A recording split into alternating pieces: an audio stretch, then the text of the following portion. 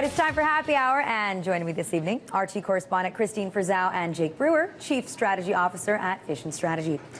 Hello, guys. Thanks for joining me. Hey, all right, so I got to update our audience because we started off the show today talking about CISPA, and they were supposed to vote in the House tomorrow, but then we found out that they were trying to move it up. They might vote any minute, and it turns out that it actually passed the House. It got 248 votes saying yes, more than the 218 necessary to pass the House. Now, obviously, it still has to go to the Senate, has to go to the president, who gave a veto threat yesterday, but now there's these amendments. But shoot, man. I think it's kind of scary. I think a lot of people should be very concerned about this. I think a lot of people outside of sort of our DC circles still don't know what CISPA stands for, don't know what it means. Some people have never heard the word. People are going to start learning what this means in the same way they sure learned fast about what SOPA and PIPA meant. Well, you know, but that's one of the interesting things that we brought up on this show is that what really helped SOPA and PIPA, or the opposition to it, is that they had all of the big tech firms, right? I mean, we had the whole blackout day where Craigslist got involved, where Wikipedia got involved, Google got involved. And here, the big tech companies aren't on board with the advocacy groups that are fighting for privacy and for your civil liberties to stay safe. And, you know, maybe that's kind of what's doing the damage.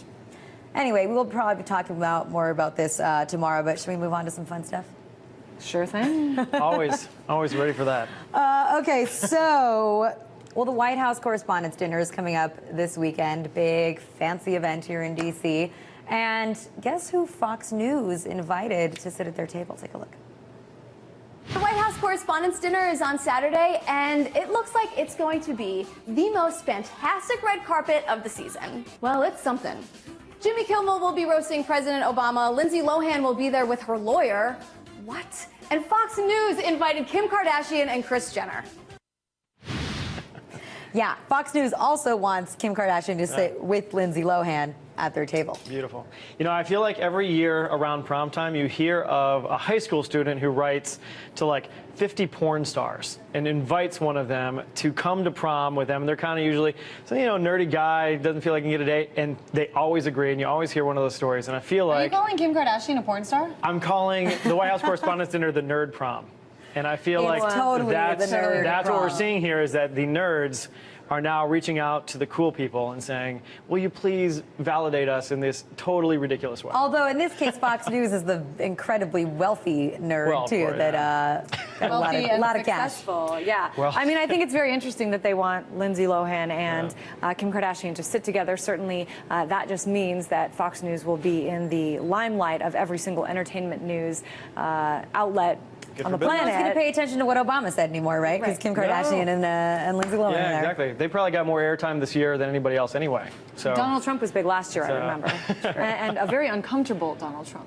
I remember that, yes. Sorry, this one just cracks me up, too, because it's just Joe Biden. Please tell me it's Joe Biden. It's Joe Biden. Oh, yes. I mean, every time Joe Biden opens his mouth, it's like a gift to the rest of us, because that means that we have something to laugh about. And so he was speaking yesterday. He was defending today, defending Obama's foreign policy, criticizing Mitt Romney's foreign policy, and just let it soak it in. Now is the time to heed the timeless advice from Teddy Roosevelt. Speak softly and carry a big stick. End of quote. I promise you, the president has a big stick. It would have been so much better if he said Obama has a big effing stick. It's so good.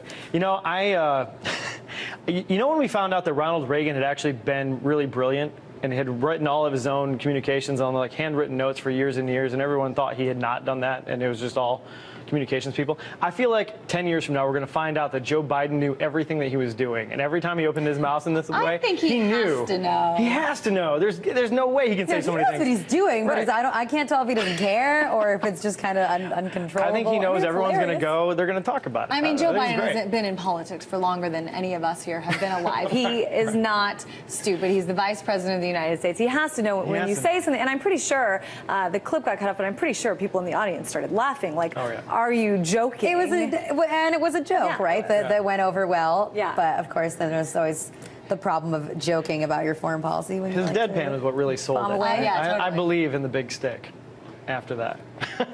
Don't we all? Yeah. Sorry. I'm so glad I've we been got to all talk worked about up about Obama's foreign policy since talking about Mark Rubio's foreign policy earlier in the show. Let's talk about the Paleo Diet, shall we? I think that some people have described it as the caveman diet. Here's a little tutorial in case you don't know. The caveman diet, eating like cavemen did thousands of years ago. Experts say it can help everything from obesity to autoimmune diseases like arthritis and multiple sclerosis.